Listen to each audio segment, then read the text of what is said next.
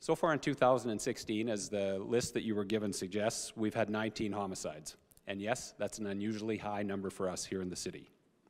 19 is the same number we had by this time back in 2011 when we finished the year with a record number of 49 homicides. Last year, by April 22nd, we had 6.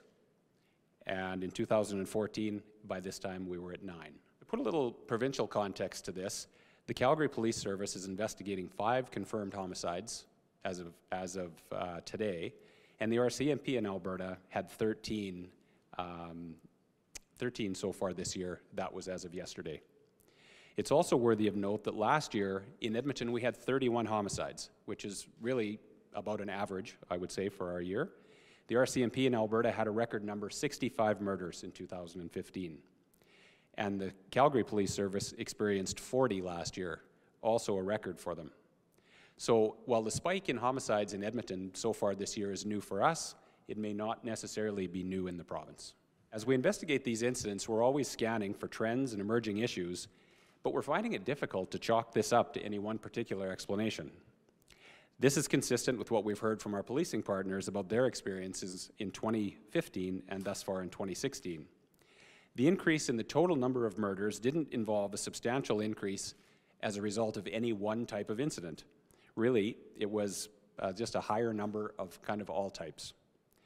What continues to be present, however, are the identified risk factors relating to substance abuse and drug-related conflict.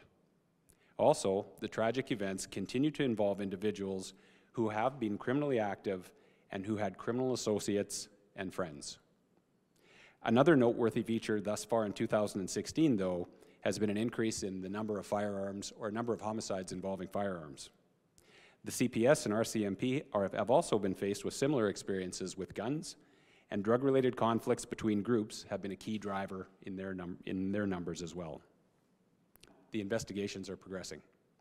Although as of today, we can report that only 2 of 19 of the homicides have been cleared, I can tell you that those numbers will be changing, and in the coming weeks, you can expect to hear some updates, some positive updates on some of these files. Each of the events that's occurred is tragic, and they've had tremendous impacts on families and friends of those that are involved. But the city does remain a safe place to live, work, learn, and play. The risk factors that are present in the majority of these incidents that have occurred do not translate directly to all members of the broader public.